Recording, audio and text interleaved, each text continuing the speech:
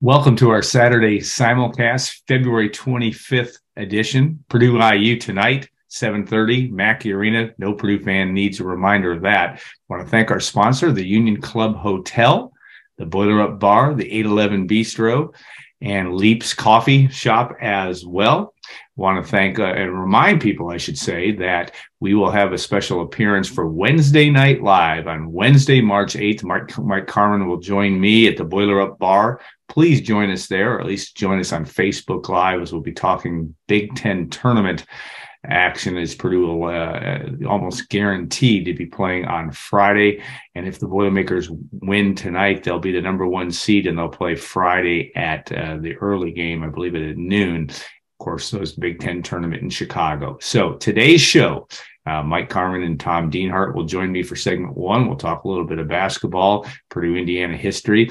Then Jerry Palm from CBSSports.com will have some fun talking bracketology and where the Boilermakers might end up this year in the NCAA tournament. And then Bruce Weber, of course, the longtime Purdue assistant, 1981 to 98, but also obviously with the big BTN network, took Illinois to the Final Four in 2005 and Kansas State to the Elite Eight in the late 2010s. I think 2018 was the year. So without further ado, please enjoy the show and welcome in Mike Carmin and Tom Dienhart. Thanks for watching and listening. Joined by Mike Carmin and Tom Dienhart. I want to thank our sponsors, XXX, on the hill, but on the level of Purdue tradition since 1929. State Farm agent Trent Johnson at trentismyagent.com. And also the good folks at WLFI, Gordon Jackson, Mary, everybody else who puts that together. We're grateful for that as well. All right, I'll start with you, Mike. And Tom, you've been watching Purdue sports a long time. Tomorrow night in Mackey Arena is hard to understate. I think it's the first primetime men's basketball game between Purdue and Indiana on a Saturday night, I should say, ever, or in the history of Mackey Arena. But it's going to be nutty in there. Would you agree with that, Mr. Carmin? Oh yeah, I mean, you're the historian here, so I have no idea. I'm just old. I know. Well, so am I, and I got older this week. Yes, you did. And a happy birthday to you yesterday. But you would know, has Purdue ever clinched a share of a title against IU? Well, yeah, they did in 2017. Okay. All right. So yeah. My memory's fading on me, but I think I think that adds to what Saturday could be. They got help last night from Illinois beating Northwestern to put them in this position. Yes. And now they have some opportunities to take advantage of it. I think all that adds to the potential nuttiness of what's going to happen. And I think from Purdue fan standpoint, the perfect scenario for them is, they got beat in Bloomington earlier in the month. Now come back, have a chance to clinch at least a share of the Big Ten title on Saturday against your rival at home in that environment, in a conference race that you've led virtually from start to finish. And you have established yourself. You can debate this, or other people might debate this, but you've established yourself as the best team in the conference when you look at the big picture. Now, everything changes game to game, week to week. Purdue may not be playing the best of any team in the conference, but when you look from start to where they may go the next couple of weeks, I think they've proven themselves to be the best team in the league. Yeah, Tom, you've been around watching Purdue sports for a long time, and there were some amazing games in the 70s when Indiana was winning 136 straight Big Ten games and barely got out of Mackey Arena alive in each of those games against only one of those two Purdue teams was ranked. Just this rivalry and what this does. I mean, Mike Woodson's maybe rekindled it because Indiana's even more formidable player. But to your perspective on looking at this from a rivalry standpoint, it's a big deal and a rare opportunity for Purdue. Yeah, boy, this maybe Mike can speak to this too, but this week off has to have been a big boon to the team as well, right? Just sort of recharge their batteries, reset, if you will, for this final 3-game stretch, and try to work out any kinks that may be popping up or had been popping up. So you're right, Alan.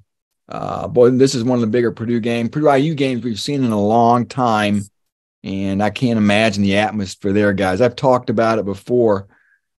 Sitting in that place when Knight was the coach, and when he would walk out that on the court, just the place would explode. It always gets back to that story. You always need a hero and a villain to make every story good, right? And for a long time, this game with IU wasn't a lot of fun because there wasn't really much of a villain there. They weren't that good. I know Purdue fans don't want Indiana to be good, but that's when this rivalry is really juicy, right? When there's a lot of back and forth and anybody can win it, where it looks like it's getting a little more level water at this point. And Mike Woodson brings a lot of history to the table too. So this looks like it's going to be a fun era for that Indiana-Purdue rivalry. All right, good versus evil from a Purdue perspective, I should say. And that's clear. Is good as Zach-Edey, evil, if from a Purdue perspective, is Trace Jackson Davis. Both terrific players, have had great seasons in the Big Ten. Both in many years, I think Trace Jackson Davis could be the Big Ten Player of the Year. Where do you sit on that quasi argument? I think, in terms of just the way that those two have gone head to head, and obviously Saturday night would make, add another chapter to that. How do you see that in from that perspective? And it seems pretty clear that Zach-Edey is the national player of the year, but how do you view it from a Big Ten standpoint? Well, I still think he's the Big Ten Player of the Year. Again, when you look at the big picture, when you look from start to finish, what he's done, Trace Jackson Davis has really come on here lately, and he gained a lot of momentum in that discussion. But I kind of equate it to what happened last year a little bit, where Johnny Davis was the best player in the Big Ten last year from start to finish, and Wisconsin won the league, but Keegan Murray was playing the best at the end of the year.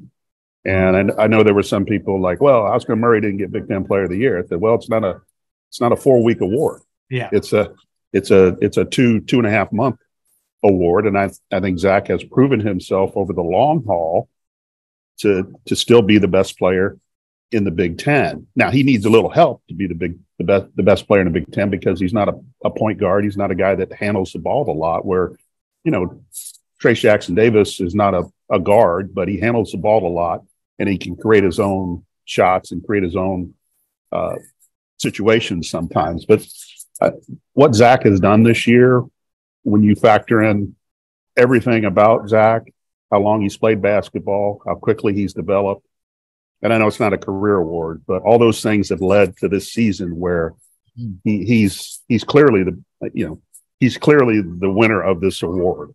Now, Jackson Davis is going to get some votes.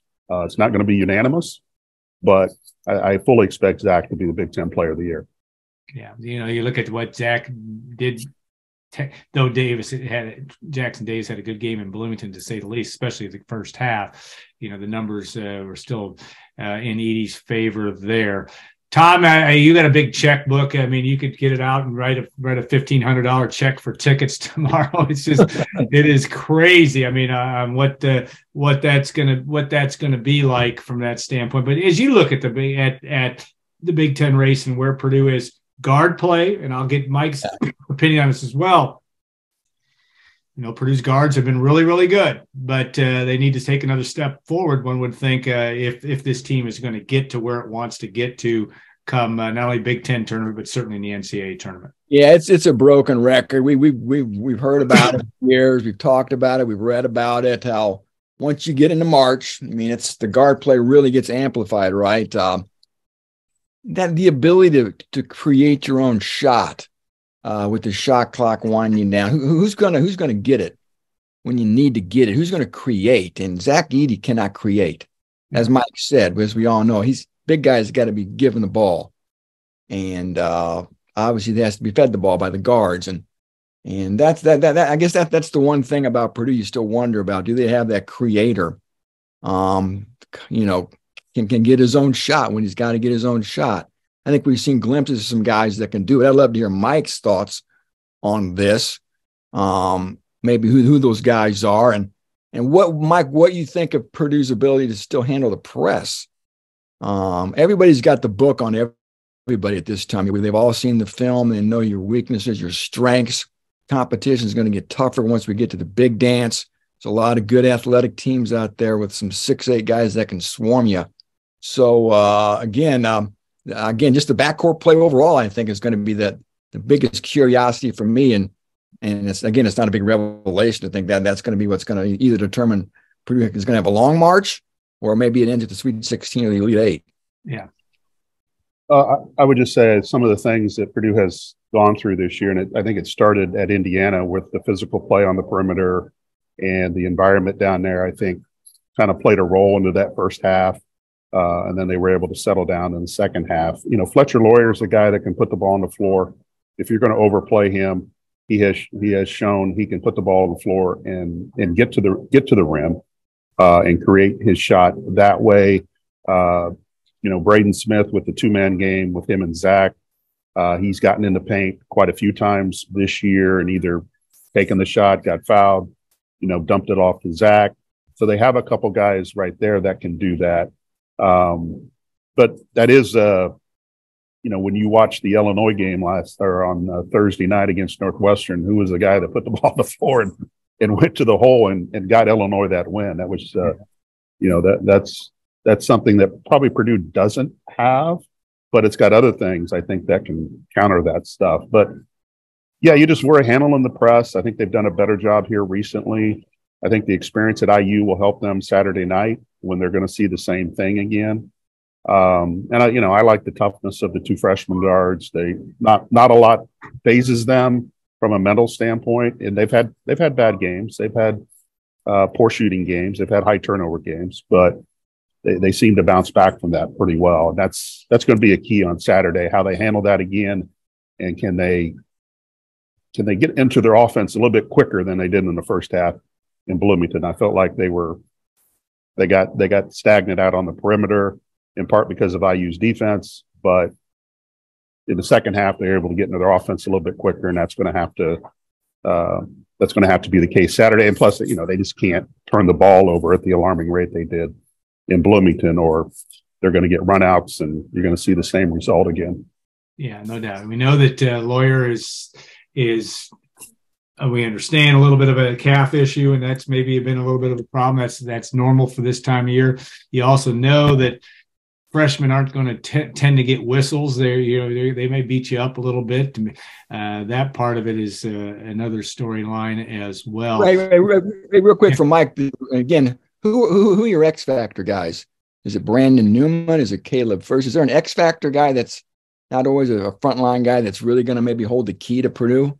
I think Gillis comes to mind. First would be a guy that if he can get on the boards like he did against Ohio State, you know, if Mason can get threes to go down on a consistent basis, once you get in the postseason, you know, you're not going to double team him because you're paying so much attention to Zach that he's going to get his opportunities. And if he has that hot hand like he did against Penn State, he can carry you through the course of the game. You know, Brandon needs to come off the bench and play defense, and he needs to see some shots go down. Yeah. And you know, and the shots are going to go up. They're going to go up, but he can play a role. And I think the other guy too, when Zach's off the floor, Trey Kaufman-Renn, now he's not shooting a lot, but the ones he's shooting, he's making. I think he's 15 of 21 the last 9 games. So if you can get production from that spot with Zach on the bench, that's a huge bonus. I think they have a lot of X factors. You know, Zach is the biggest factor, and he has to keep his turnovers down. I mean, you know, I think at IU he had 5, right, and then another game he had 6. At Northwestern, I think he had 6. So he's got to keep his turnovers down because the double teams are going to come fast and furious against him once they get in the postseason.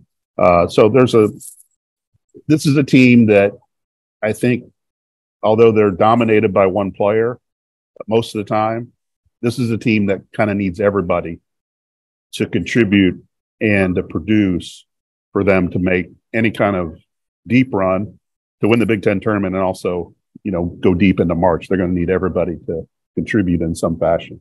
What does Ethan Morton have to do? He's got to play defense. And again, he's another guy that's going to have some open opportunities on the perimeter. He had a couple 3-pointers against Ohio State. I think he's a really good offensive player, but his focus has been on defense. He wants to be a better offensive player, but the opportunities are really not there. But he's got to take advantage of those. He's a guy that can break the press and attack the press too, because I think he's a pretty good ball handler. And that's one thing I'd probably like to see Purdue do more is when you have the numbers advantage, go to the hole, get into the lane, make the defense make a decision who they're going to guard. I think, that's how you make teams pay. And I think too many times Purdue pulls it out and then they want to run their sets. They want to get Zach at touch, which is, it's a great formula and it's worked all year. But, when you have the opportunity to kind of shove it up the opponent's, on the press, they're going to get out of it. And that's what I think they need to do. Yeah. Interesting insight. And it's going to be, as Tom, to your point too, you got to make shots. You got to have other guys contribute. There's no doubt that you don't want to have a 3 for 20 shooting game and have Zach-Ade go for 7 for 9. You're going to lose against good teams if that happens. All right. There'll be a lot more to come on the site next week as we head into Purdue going to Wisconsin and to Illinois, and we'll have the Fab 3 back next week. We'll possibly, there's also Pro Day coming up for football. We'll get Tom on that as well, because this is the power trio. This is what this is. Yeah, this is the Hollywood Squares. Yeah, and if Newbert were here, we'd have the Fab 4. But there you go. You can still watch his stuff. He'll be doing his rap videos, and we appreciate that as well. What Brian's managing is doing all that he can, and we appreciate that too. Our special guest here, Jerry Palm, is a busy man this time of year. He's a busy man all times of the year, but especially now as we get to the family of bracketologists and Joe Lunardi, Jerry Palm, Mike DeCourcy. I'm going to ask you a question. You guys all get along. Now, you don't spend a lot of time worrying about what the other guys do, but man, all three of you guys, I don't know Joe Lunardi very well, but you're great guys and fun to be around, and it's always an interesting perspective. But you don't spend much time on anybody else but your own in terms of comparing what other guys are doing, I assume. No, I don't. I haven't got time for it. Even if I wanted to, I don't have time for it. A long time ago, in 93, I think Joe did his first bracket and I did mine in 94. And for 10 to 15 years, it was just the two of us. Yeah. And then the whole thing exploded. Now there's hundreds, so many people with a computer and too much time on their hands, which is how I got started. And now there's hundreds, and it's kind of funny to have watched this thing grow, out of something. I don't know what really, what got Joe started. For me, it was just trying to learn how to use some new technology, because my degree is computer science, of course. And it just turned into a hobby, into a job, into something weird. That degree is from Purdue University, by the way. So if you don't know, and he's of course a proud member of the All-American Marching Band and gets this chance to get on the field. And you've had a son, right? That's been in the band as well, correct? I have one as a freshman down there now in the band, and his older brother spent a year in the band as well. Yeah, very cool. And it will be September before long. I think it's Fresno State will be the opening game for Purdue football this year. We're not going to wish the summer away or wish the next few weeks of college basketball away, because it is a great time of year. Let's first talk about, you've been around Purdue sports and been to Mackey Arena many, many times over your life. Tomorrow night against Indiana will be a very, very special night, just because, you don't get a chance to win a Big Ten championship on your home court and against your rival. The Boilermakers did that back 6 years ago, and when they beat Indiana in 2017. But this has them, and you got a little bit of revenge motive too, because Purdue was beaten by Indiana 3 weeks ago. Talk about the game as you see it for tomorrow night, and what you're going to be watching for out of Purdue and Indiana. Well, the most obvious thing is that Purdue's got to take care of the basketball better than they did the first time. They 11 first half turnovers. I think Zach had 5 for the game. It may not have all been in the first half, but that you get yourself in a hole, they're too good. You have a better chance of climbing out of it at home than you do maybe on the road, but they got to get off to a good start and take care of the basketball really for the entire game. That's the biggest thing. When Purdue has problems, it's because they don't take care of the basketball. And then they need to shoot well. It looks like Fletcher Lawyer's in a bit of a shooting slump right now. You kind of wonder if getting some freshman legs, maybe having this week off will be good for the team in regards to that. Just getting the rest a little bit, not having to grind out a game this week against somebody. Indiana's a good team. They're coming off a loss. Everybody will talk about Zach-Edey versus Trace Jackson-Davis, but I don't think that's where the game comes down. I think it comes down to the performance of the other guys for each of those teams. Whoever can take care of the basketball, whoever can get shots and open things up for their big guys in the post. And then, of course, Purdue's bread and butter is rebounding, which they've been able to do all year except at Maryland. I didn't get to see much of that game. I only saw about 7 minutes, but I did see Zach go up and try and rebound with one hand a couple of times. Yeah.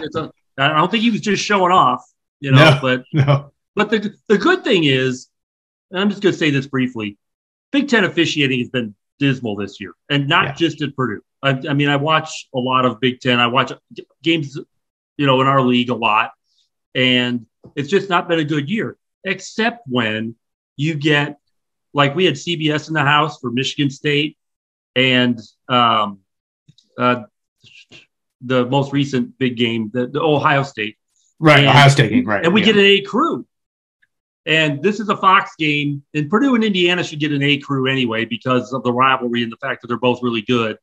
But we have a better chance of getting an A crew, which means a well-officiated game, and the players get a chance to play basketball. And that's really the important thing. And we haven't had enough of that in the Big Ten this year. And in fact, I think the home game with Nebraska, which was never in doubt, was one of the worst officiated games I've seen in years in the Big Ten. It's just been a rough year for the officials in this league.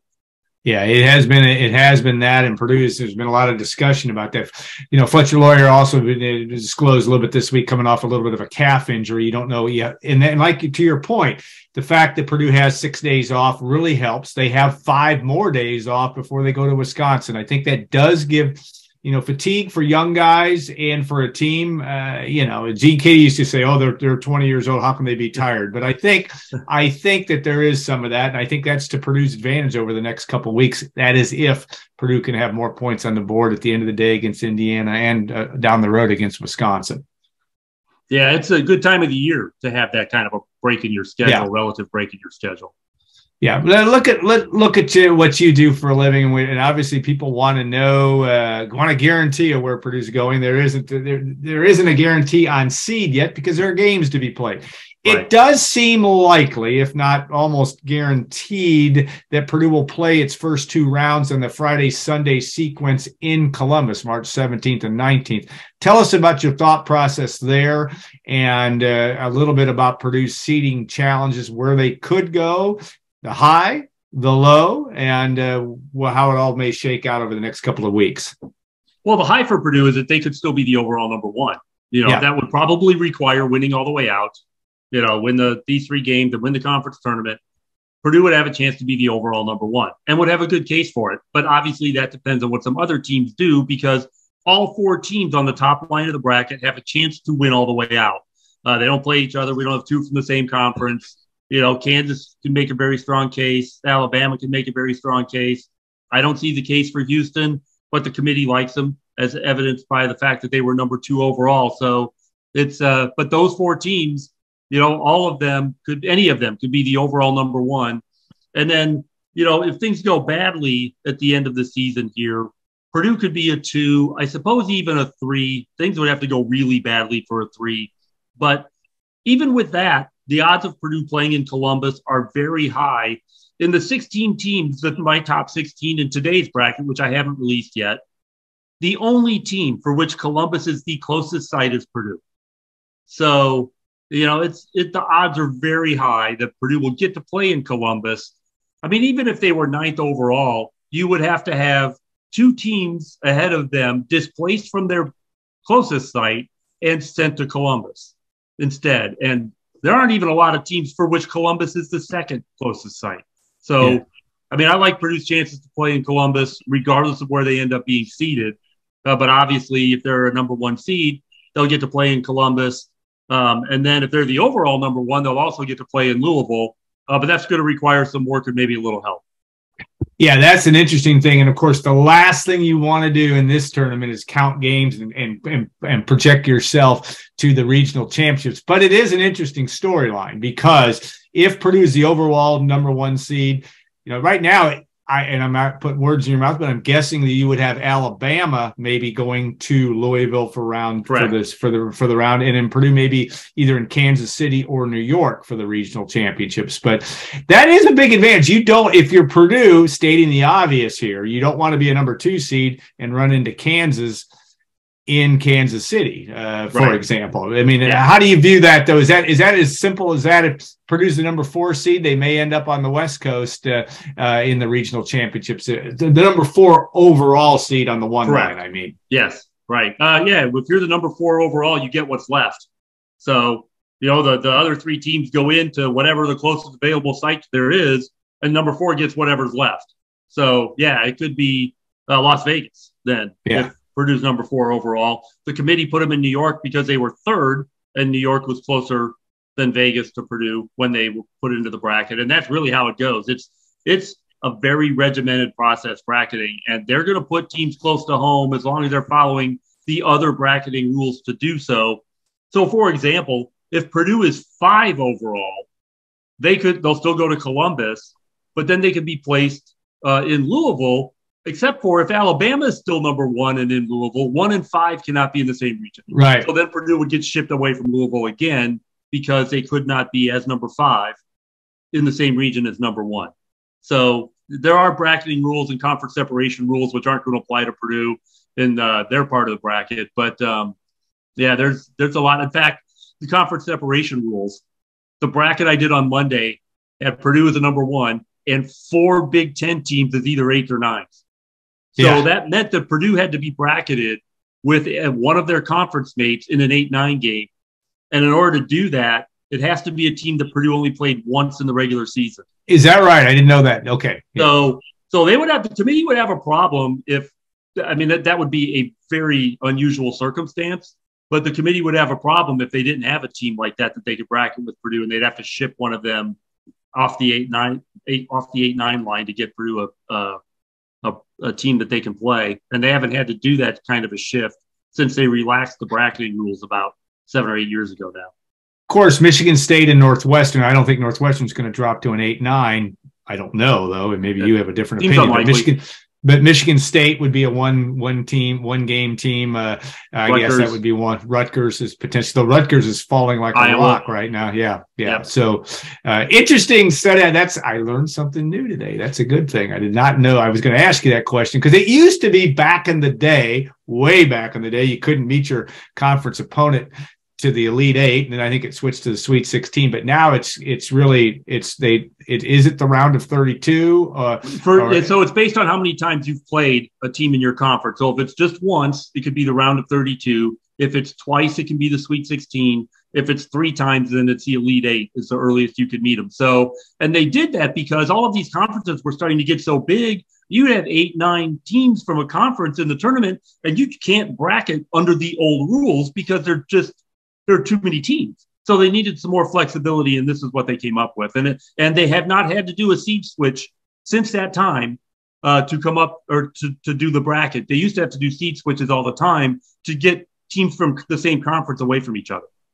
So, and the Big Ten tournament counts as one of those games, right? So if Purdue could not, if Purdue plays Indiana 3 times, let's say, then they could not meet till the Elite 8 in the tournament. Okay, got it. I was told there'd be no math, but there's always a little bit of, you got to be able to think of logic, and there's nobody more logical than Jerry Palm in terms of this fascinating stuff. All right. What are your biggest, I mean, it's such a crazy year. There's no, as everybody says, there's no dominant team. There is no dominant team. What is your biggest, what are the biggest storylines as you go into, we're still 2 weeks away from Selection Sunday, but 2 weeks and 2 days, but who's counting? But what are some of the biggest storylines? Is it UCLA? Is it where they're going to finish up? I mean, obviously teams got games to play, but what are the things that they could really throw a wrench into all this? Yeah, for me, the biggest one is that there's no dominant team. The 4 number 1s have been my 4 number 1s, and I would bet, the committee talked about those 4 teams only for the top line. There was no doubt it was those 4 teams. The only question was which order could you put them in, and you can justify almost any order except for anything that has Houston ahead of Alabama because of a head-to-head result. But it's it's going to be the tournament is always where matchups are really important, but I think it's going to be even more so this year because there isn't a team that can overwhelm a bad matchup with just talent. Yeah. That usually, like, I remember a couple of years ago, we had Gonzaga and Baylor and everybody else. And usually we've pinpointed 2 or 3 teams that are kind of separated from everybody else, or sometimes it's even 4.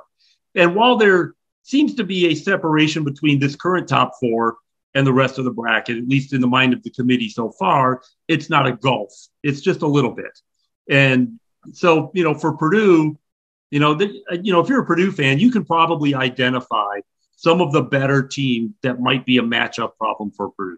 Like I would say Houston could be a matchup problem because they're so aggressive defensively and they're reasonably athletic. And Alabama would be a matchup problem because who guards Brandon Miller on Purdue? I mean, I love Ethan Morton stepping up as a defensive stopper, but Brandon Miller is a different guy. So who guards him for Purdue? And that's also a very athletic team. And I think teams that are particularly athletic would give Purdue problems. I think they can grind out with Tennessee, teams like that. But teams that are both, athletic and strong defensively, I think are the kinds of teams that could give Purdue problems.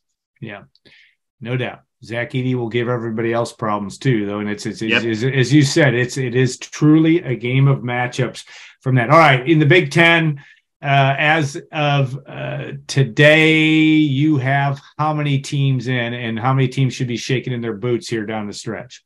I'm still working on the bracket. So I'm not down to a final number yet, but, Purdue, Indiana, Northwestern, Illinois, Maryland, Iowa, I expect all 6 of those to be in. Then you start to get bubbly with teams like Wisconsin and Rutgers. Michigan State will be in. Okay. So that's 7 already. Yeah. But Wisconsin, Rutgers, Michigan, those are teams that could still go either way. Big win for Michigan at Rutgers last night. Rutgers has been reeling a little bit. Wisconsin's got a very weird resume. They've played 5 quad 1 games, all at home, won them all. Take that off their resume against the other 3 quadrants. They're below 500 at home. That win over Iowa made them 4-5 on their home court against the top 3 quadrants. They're actually above 500 away from home. So, the Kohl Center has always been, a difficult place to play. But this year, teams are going in there and winning. But then you got to watch out for them when they come to your place. So it's very weird season for Wisconsin. And they've had some health issues too. And they've got bad metrics. They're in the 70s of the net. But Rutgers was 77 last year and still got in. So you can't get too wrapped up in the metrics. Yeah, I have a sense that Thursday night's game, looking ahead, which you never do when you have Indiana coming in, but will be an interesting game because Wisconsin could really solidify it. They're going to have a lot of motivation just when Purdue comes to town next Thursday night, March the 2nd. Hopefully we won't see someone else storm the court after being yeah, I know. Isn't that amazing? Never seen anything quite like it. Any other teams that you were watching that you think are especially dangerous? I mean, UCLA comes to mind for me, just because they've got a great point guard, they've got skill at the wing. And experience and an excellent coach, in my opinion. Right. What are some other teams that you better be watching out for? Maybe even a 3rd or 4th seed that you said, boy, you kind of caught your eye as a team that not only Purdue but everybody else just needs to watch as the proverbial dark horse. Yeah, it's funny you mentioned UCLA. UCLA also has a weird resume.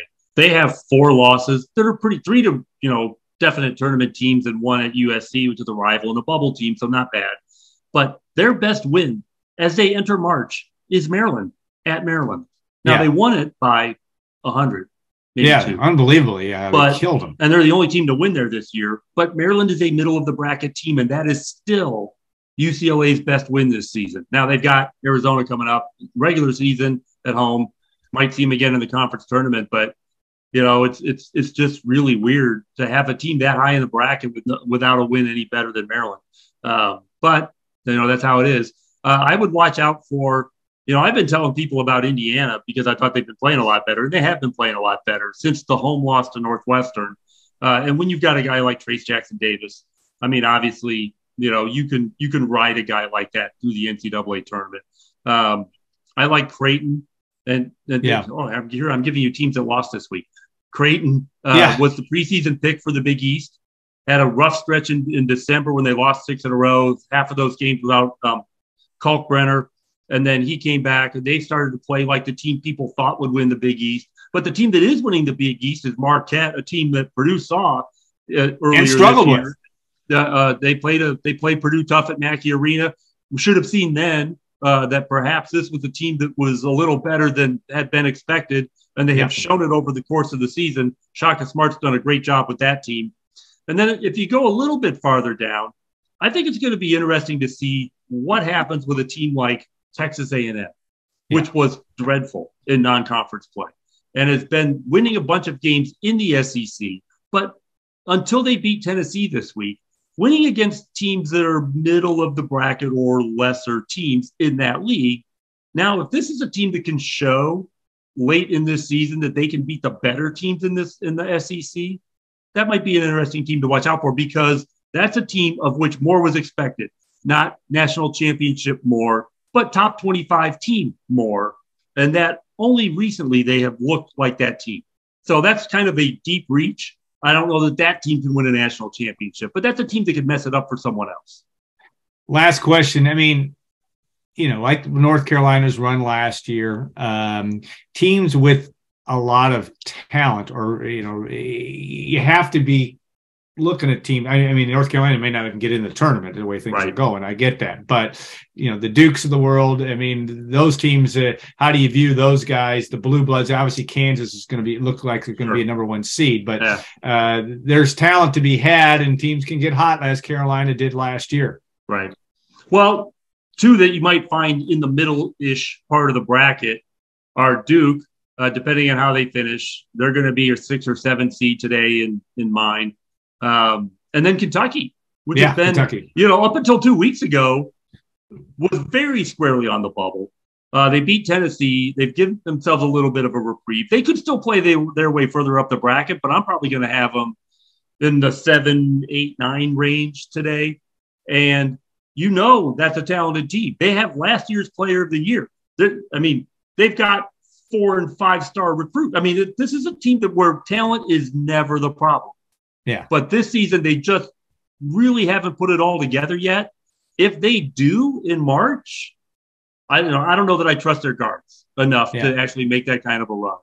But talent is not the problem at Kentucky, and it never is. But they may have a seed that is going to, give some teams that are ahead of them in the bracket pause.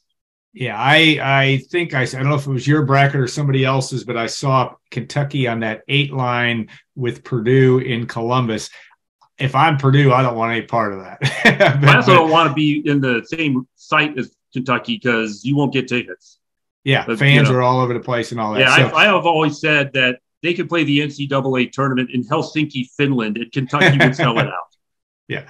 Let's not borrow trouble from a Purdue perspective, but let's just, if you're a Purdue fan, you just hope that the Boilermakers finish strong with a game on Saturday night against Indiana, but also the rest of the conference schedule, and then let the chips roll where they may.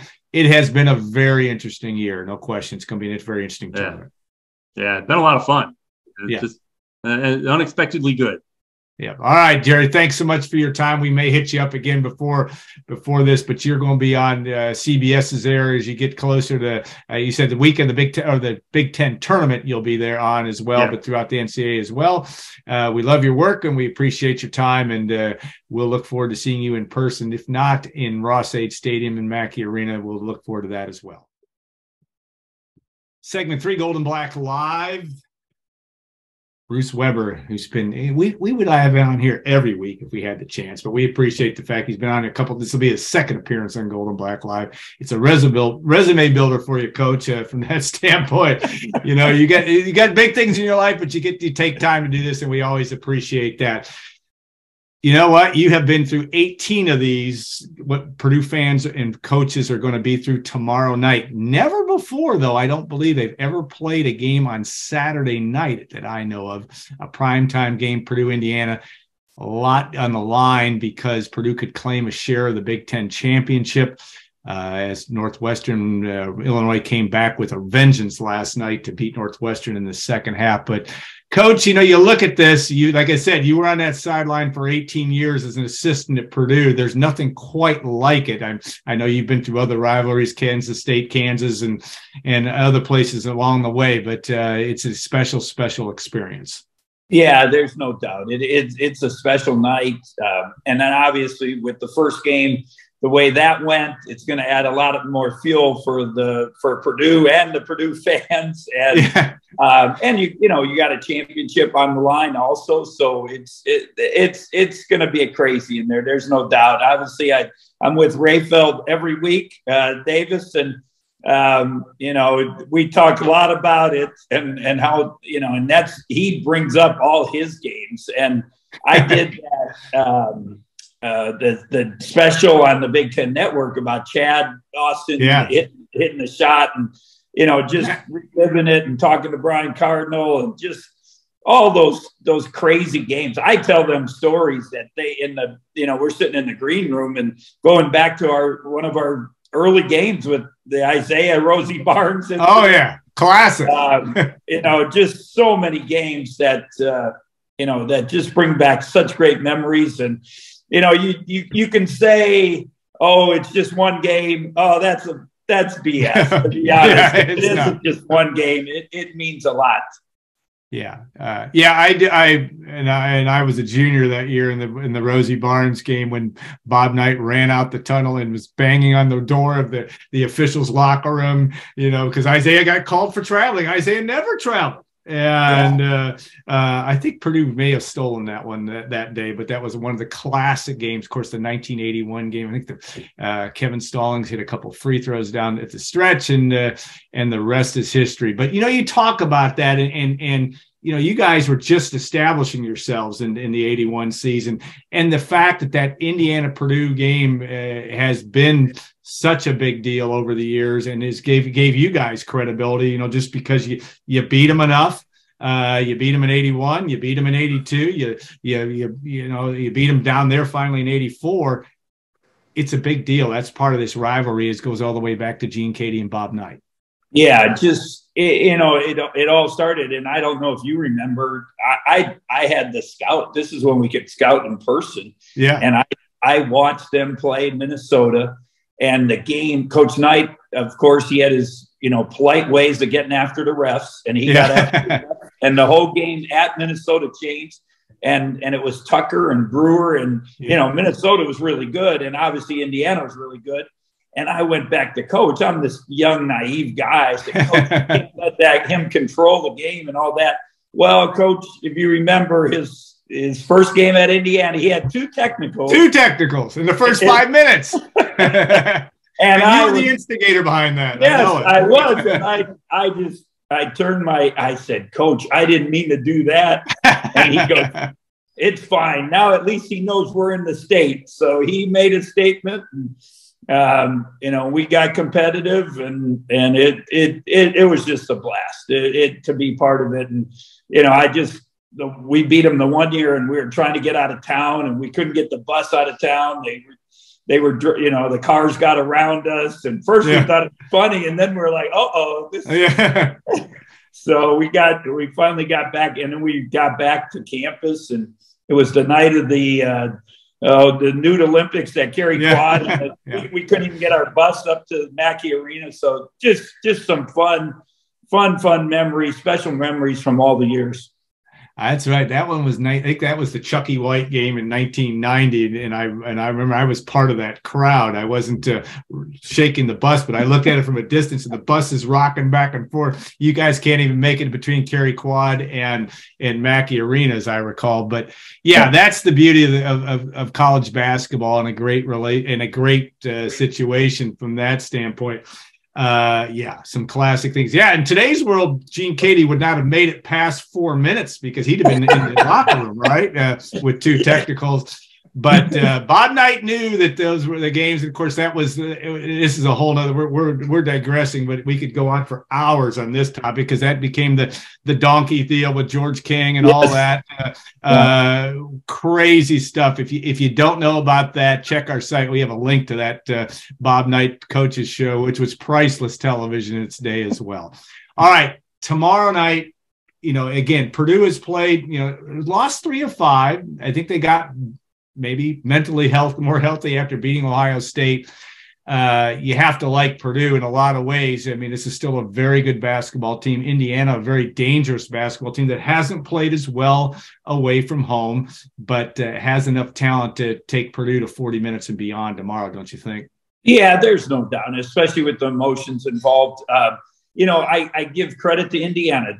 In January, they were bad. I mean, they didn't guard anybody. They had that 3-game stretch, and then Trace Jackson Davis called out the team, and then they still laid an egg at Penn State that night.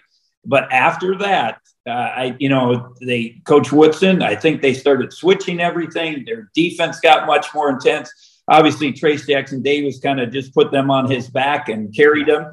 And, they played. They have played. They played at a high level. As you mentioned, they have not been. And I brought it up to the Big Ten, our people in the network, hey, look at the scores. They're winning these road games. And I know it's important, but they're barely beating Minnesota. It's an air ball that somebody tips in that makes a difference in that game. And so they haven't played quite as well at home. But I would think you'll get a special effort from them on Saturday night. So it'll be interesting. Purdue, they didn't handle their pressure very well in Bloomington.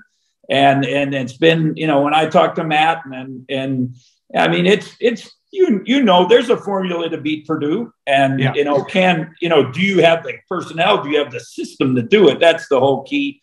And I would think Purdue will be much more in tune to taking care of the basketball and getting into their stuff. And when they do that, they're a really good team. Yeah, the formula also 2005 with Illinois. Great guard play, great coaching first, but great guard play is a key to the stating the obvious. But I want to when you've watched Lawyer and Smith and Fletcher Lawyer and Braden Smith, and as good as they've been, we understand Lawyer's been dealing with a little bit of a calf injury, but it's also a function, I would think, and it in big time basketball far more than I. But Fletcher Lawyer's a freshman. And you're not going to get calls necessarily. They're going to rough you up. You're not a physical specimen just yet. Maybe never will be, just the way his body type is. You're just going to have to figure out if you're coaching this team, and I'm sure Matt Painter said the same thing. Best figure out a way to play through it because they're going to knock the heck out of you from now to the end of time, you would think. Yeah, there's no doubt. And when they've struggled with the pressure and the physicality, that's when they've had their times. And, it's just get after them. I think that's the biggest thing. Matt's such a good coach. He runs such good stuff. But if you let them run their stuff, they're going to beat you. There's no doubt. But if you don't let them run their stuff and you make them play basketball, I think that's a key. And then, now can those guards get where they make good decisions and have the poise. And they've been, I'm amazed. And Matt and I have talked about it, how they're poised, especially at the end of games and what they, even early in the season, what, Fletcher's done on the road and making key baskets and key plays and passes and all that.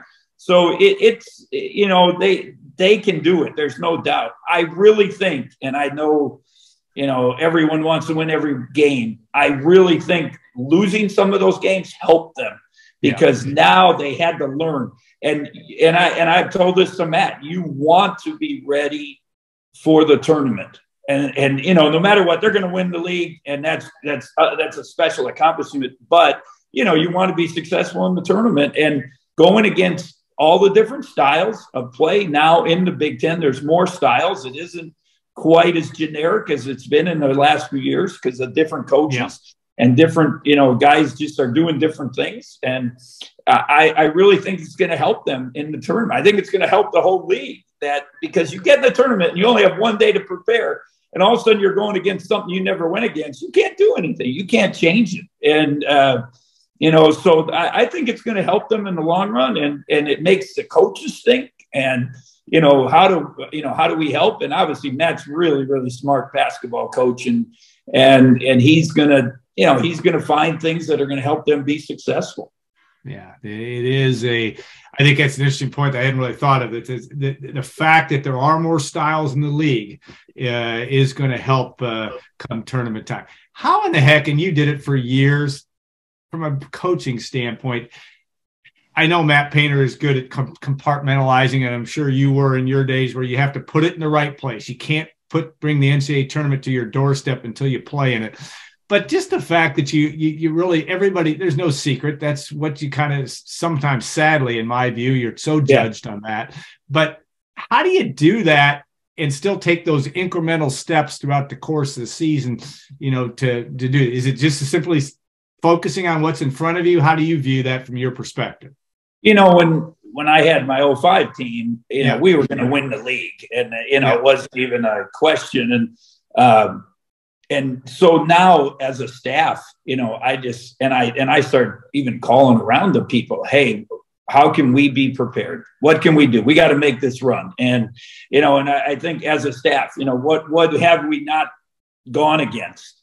We, at that time, no one was playing much zone in the Big Ten. So I made, we took our extra days and put zone stuff in, and went against zone for for a hour of practice, which we would never do. And I actually made up things and told the players, well, we think they're going to play zone. Well, they weren't going to play zone, but we were preparing for later on presses, last second situations, all those things. You want to be as best prepared as you can.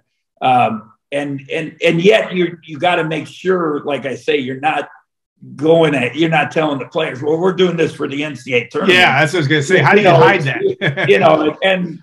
You can, the kids, they have good players and they have good kids, and they're going to listen and they want to be coachable. I think that's one of the best things about Purdue is their coachability. And so, they're going to listen to Matt, and they're going to, I'm sure he's doing things. And, the last couple of weeks, we talked about, even last second situations, and, it was something that, he felt comfortable with Braden having the ball early in the year, and then now he didn't make maybe a couple plays. Now what else can they do? So all those things as a coach, you're starting to, you're putting in your bag. It's got to be there. So, but too, Al, you get to those games, you can have all this stuff, you can have all these diagrams and that.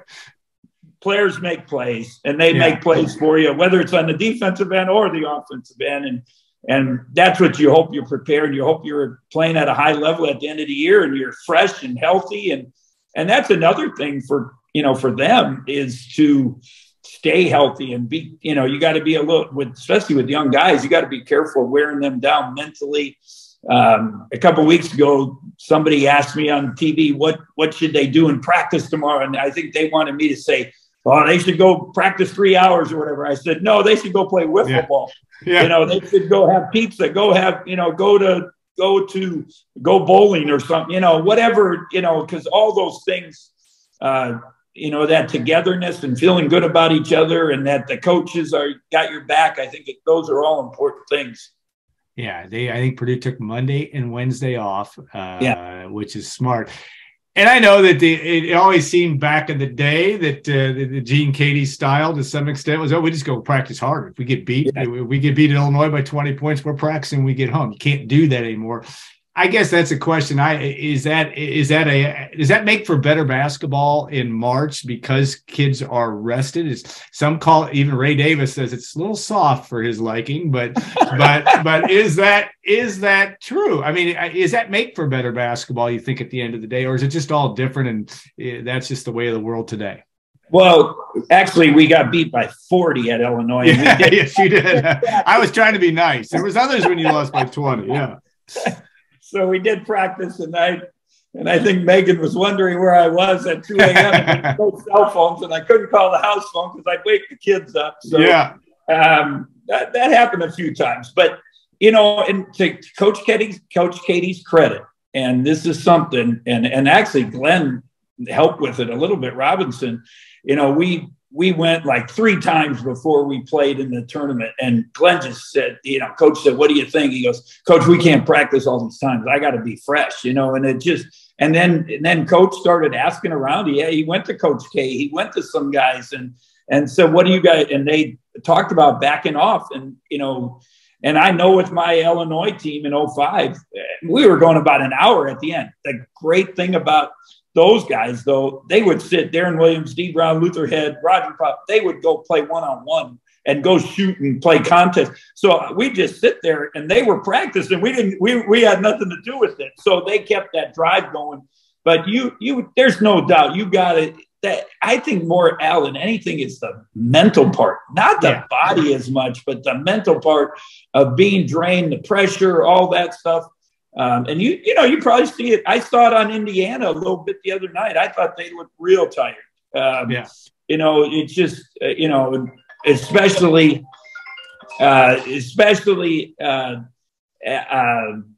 you know, Trace Jackson Davis, you know, he's had what is he playing? 37, 38 minutes a game. Yeah.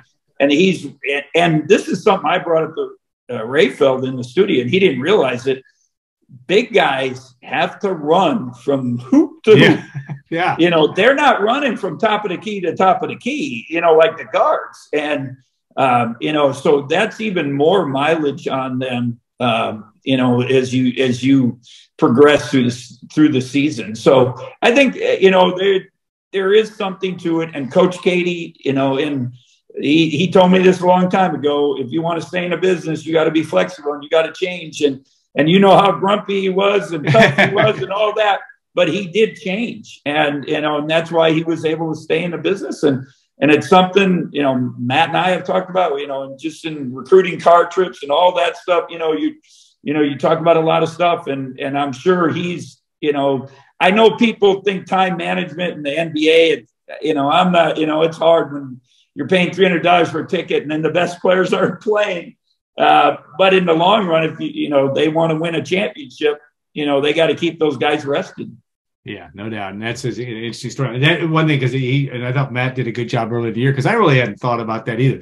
Zach-Edey, you know, having to go basket to basket at 7'4", and he's learned to run really well. And he's got great endurance, but you don't see it. All right.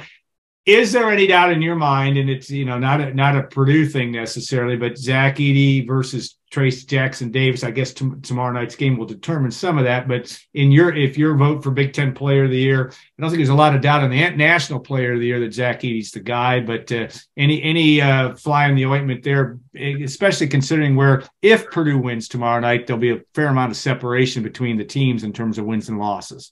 Yeah, to me, it's a no-brainer if Purdue wins. It's not even close. And even in the game when, you know, and Trace played unbelievable, and he's had an unbelievable run. I'm giving him a lot of credit. But what Zach has done the whole year and his consistency, it's amazing. How special it is. And I've joked with Matt a couple of times about it's like watching Kareem play. You know, it just – his touch is, you know, and I saw a little bit at Maryland for the first time. He actually had some emotion in his face. I think the crowd was getting after him, but he has kept his poise. He's gotten pushed and trapped and all that. And he just comes to play. You got to love, you know, his mentality and how he approaches the game. And I got to say, go with him. But again, Trace Jackson Davis has been really, really special for Indiana. No doubt. All right. Officiating is always a subject matter and different coaches. Again, you worked for one that let it all hang out all the time with Gene Katie. You might have been a little bit in between where Matt Painter is and where Gene Katie was. how much of that, I mean, Matt Painter has so much respect among officials because he doesn't seem to, he's not needy on the sidelines, but when he has a beef, which he did a couple weeks ago or a week ago about the officiating after the Maryland loss, et cetera. What's that fine line between a coach and your relationship with officials and still lobbying for your guys, especially when you have two young guards and you're going to take some physical abuse, for lack of a better word, in the backcourt? How do you see that? I think it's a lot of times you can make a point with the officials and even getting a technical once in a while. And I didn't get a whole bunch of them, but I did get some, as you mentioned, and you get frustrated at times. Sometimes you're not playing well and you get, you let your wrath out on the refs and you're really mad at your players. But, yeah, the longer I was in it, I'm not sure how much good did it do you when you get mad at the refs, because they are human, no matter what. You can say what you want. They are human and they have emotions. And if you're on them all the time and that, I don't care what they can tell you. Oh, they ref the game. No, they're going to make calls, and you see it. Why do you get calls at home and you don't get them on the road? The emotion of the crowd, it's there. It's why are you able to be more physical on defense at home than the road? Well, it's all part of it. And so I think it's that, I think Matt's done a good job of just, doing it the right way, staying, controlling his emotions, talking to them. I see him getting excited some games, but he does in the huddle without doubt. He does in the huddle. But if you do that, if you do it all the time, I think it wears on the officials. And if you just, if you do it once in a while, they'll accept it. And they understand that it's part of the game, and they do their best. And it's a hard job. I don't, and I know every conference thinks their refs are not very good, but they try, and you need them. They're part of the game, and you just hope you don't make every shot. They're not going to make every call, but you hope, both of you, you're shooting 90% from the free throw line. That would help. Yeah. Purdue's got a good situation there because they are usually pretty good, though they weren't good in the Indiana game down there shooting free throws, I think just 10 for 17. I think Matt put up the point. He's had 12 technicals in his career, and Purdue is 1-11 when that's gone on. So his whole point is, where's the data to support? I'm with you 100%. There are times you need to fire up your team and those kinds of things, but you better be careful how you do it. Mike Woodson had a couple technicals against the team did, I should say, against Northwestern, cost them a game in the end. That wasn't the sole reason they lost, obviously, but it's a fine line. And you're right. There's books written about the effect of home crowds on those humans called officials. It makes a huge difference. I would like to take us on for another hour. You got other things to do with your life. We appreciate it so much, Coach, and your expertise is fun, and we'll have another one of these. Just talk. We go back to a lot of old stories, but the interesting thing about our old stories is they tie your stories, especially tied directly to what you're seeing right now. There is a basis for where Gene Cady and Bruce Weber brought Purdue's program, brought along a guy like Matt Painter, brought along you worked obviously with Matt and et cetera.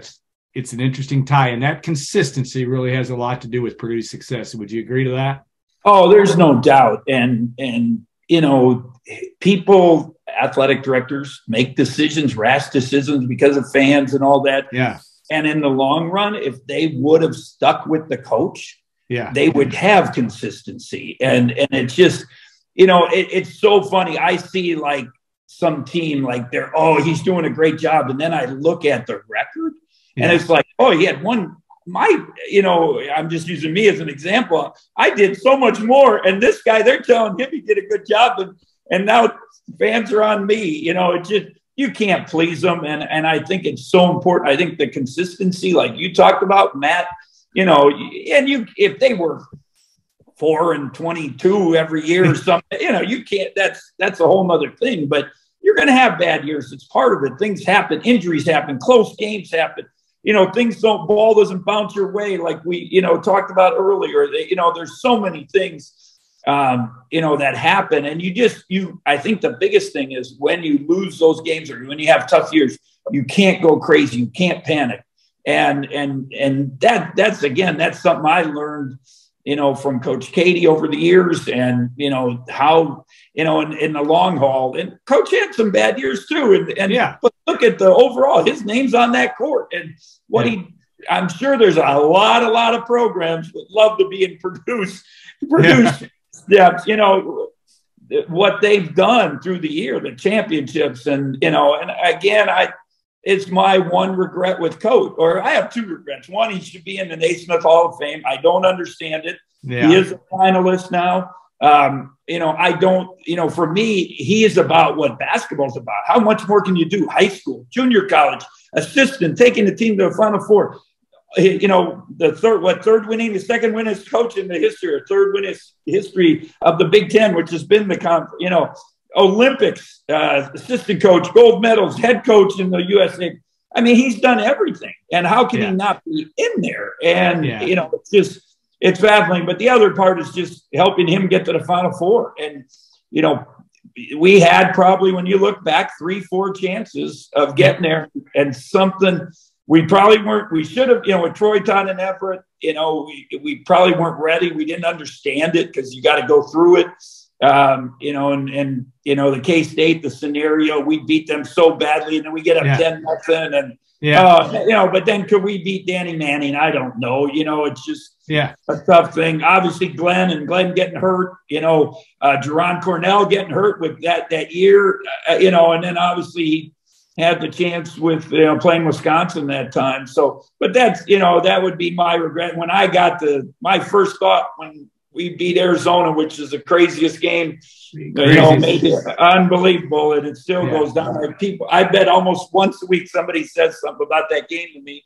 But my first thought is, guys, I'm just so fortunate, and Coach never had that opportunity, and I hope Matt gets that opportunity. The ball's got to bounce your way. You got to stay away from injuries, a lot of things, and matchups more than anything. So. But it's that consistency of the program is so important. Yeah, well said. Yes, that Arizona game, I think you can watch it on YouTube. Arizona-Illinois Sweet 16 game, probably it's on my Mount Rushmore, the best college basketball games I've ever seen. And I thought you guys were dead in the water. So did I. And you weren't. What a college basketball game that was. All right, Coach, thanks again so much. We want to thank XXX and State Farm agent Trent Johnson also for their sponsorship, and we'll look forward to next week. Of course, the Boilermakers will be coming off a late night game at Wisconsin, and that will be no walk in the park, I don't think, as well as Purdue will head to senior day with only one senior next week, David Jenkins Jr., when Illinois comes. Bruce knows a thing or two about the Fighting Illini. They had a big win last night against Northwestern. Very dangerous team with talent, as we know. So, again, thanks again for all of you for watching and listening, and we'll look forward to seeing you next week on Gold and Black Live.